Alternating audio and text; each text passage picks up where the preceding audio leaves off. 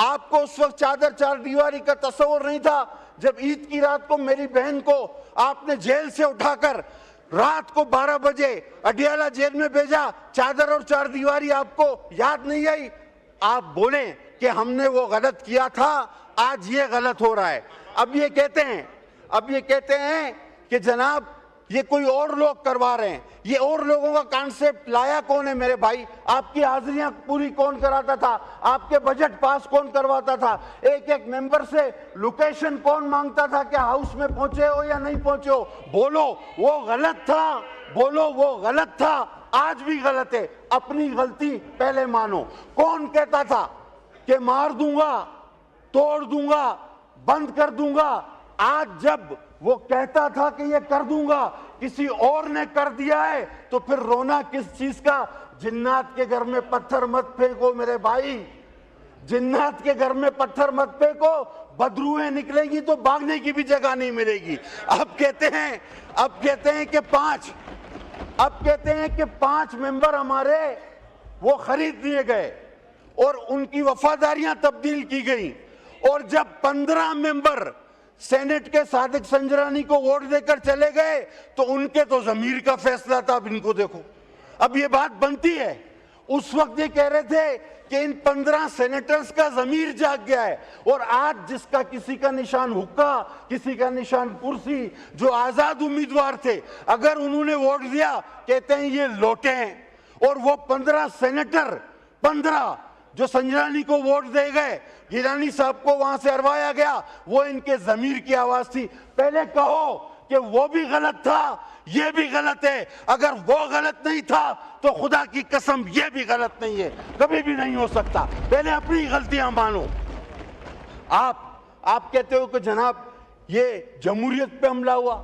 आप नहीं देखते कंसेंसस कितनी दिन चला? आप नहीं देखते कि हमने हर जमात से बात की, मेरे चेयरमैन ने दिन रात बात की, आपसे भी बात की, मेहनत की। उसके बाद एक पार्लियामेंट को सुपरमेसी मिली जिसका आप भी हिस्सा हो। और साबिक स्पीकर साहब को आपके तवज्जुह से कहना चाहूंगा कि इसी चेयर पर जब एक दिन में 52 बिल पास हो रहे थे, या जब मेरी अपनी अमेंडमेंट्स को रौंदा जाता था, मैंने सीट पर, और मैं मुश्ताक साहब बैठे हुए गवाह हैं, मैंने जाकर उनको इस सीट पे कहा था कि तारीख इस फैसलों पे आपके गले पड़ेगी।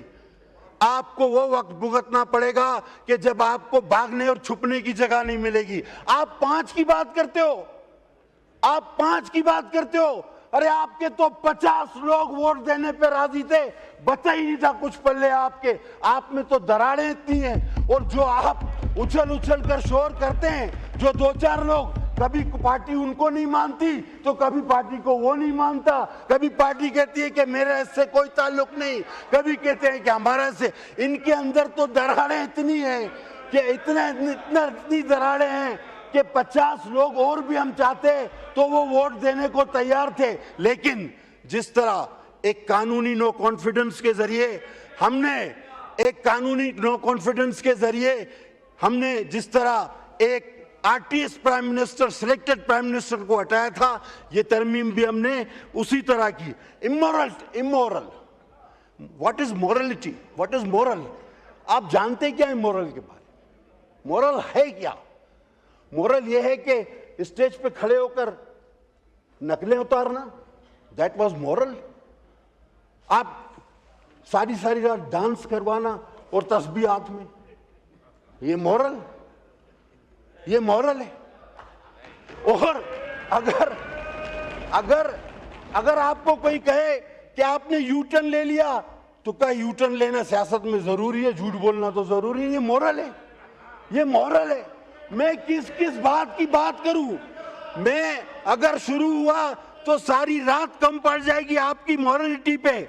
मैं सिर्फ इतना कहना चाहूंगा, आज अभी कहते हैं कि ये गैर जमहूरी हुकूमत है, और बाद में क्या कहा आखिरी में? कहता हमें फंड दे दो। अभी ये बात सुनो भाई, गैर जमहूरी हुकूमत, जाली हुकूमत, आखिरी में बोला हमें केपीके को फंड दे दो। तो गैर जमहूरी जाली हुकूमत से फंड क्यों मांग रहे हो भाई? क्यों मांग रहे हो? एक ही सांस में दो बातें की कि गैर जमहूरी जाली हुकूमत है, केपीके को फंड दे दो। अकल की बात है ये कोई? जनाब हम जमहूरी लोग हैं, हमने आपको कभी भी ये नहीं कहा, इस बेंचों से आपको याद होगा, इन दोस्तों को याद होगा कि इनकी हुकूमत में हर दूसरे दिन सिंध के लिए गवर्नर राज का नारा लगता था। हर मेंबर खड़ा होता था, हम सिंध में गवर्नर राज लगाएंगे। हम आज भी कहते हैं कि वो बात भी गलत थी, और अगर आपके सूबे में कोई इस तरह की बात करता है तो वो बात भी गलत है।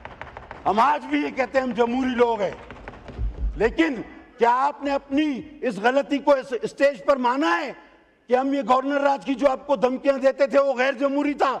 हर आदमी रोजाना धमकियां देता था। हमने आज तक नहीं कहा, हम हमेशा जमहूरियत पर यकीन रखते थे, रखते हैं और रखते रहेंगे। सर मैंने कभी भी ना ऐसी बात की है। आप तकरीर मेरी रिकॉर्ड पर है, मैंने किसी को ये नहीं कहा कि कोई डांस कर रहा। मैंने कहा आप सारी रात डांस करें, मैंने किसी पार्टिकुलर के लिए नहीं कहा। वो मुझे पता है कि कोई भी बहाना करके इन्होंने भागना है, और इन्होंने सच बर्दाश्त नहीं होता ना, सच बर्दाश्त नहीं होता। मुझे पता है कि इन्होंने भागना है, कोई भी बहाना करना है, तो ये मुझे पता है। अब इनकी सियासत क्या रह गई है वो मुझसे आप सुन लें। इनका एक ही एजेंडा है कि इदारों पर हमले करो, मईशत पे हमले करो। जब भी आप देखें कोई मईशत की एक्टिविटी इस मुल्क में होती है तो इनकी हड़ताल की कार आ जाती है। ये चाहते हैं कि ये मुल्क दिवालिया हो, खुदा न खास्ता मेरे मुल्क को नुकसान पहुंचे, इदारों को नुकसान पहुंचे। और इनका मसला सिर्फ एक ही है कि इनको पता है कि लोग दिनों में इनको भूलते जा रहे हैं। पाकिस्तान आगे बढ़ रहा है, पाकिस्तान की लीडरशिप बिलावल भुट्टो चेयरमैन की सूरत में आगे बढ़ा रही है, उसकी लीडरशिप उसको लेके। अभी तो इसको बांध के आया था मैं, फिर खोल दिया।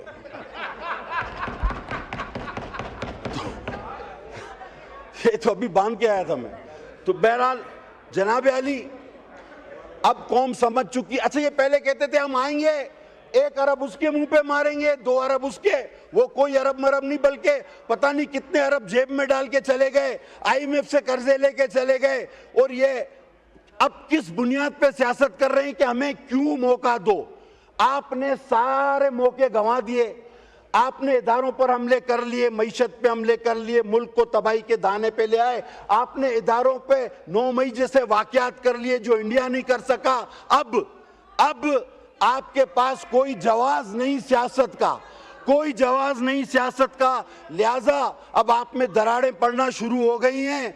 अब आपके अंदर ही ऐसे लोग पैदा हो गए हैं कि जिनको पाकिस्तान अजीज है, पाकिस्तान की पार्लिमान अजीज है। लिहाजा जो अंदर है उसको अंदर रहने दो, और जो बाहर है इस तरह बस ऊपर हाथ खड़े करके इसी तरह चलते रहो। बहुत शुक्रिया। पाकिस्तान जिंदाबाद।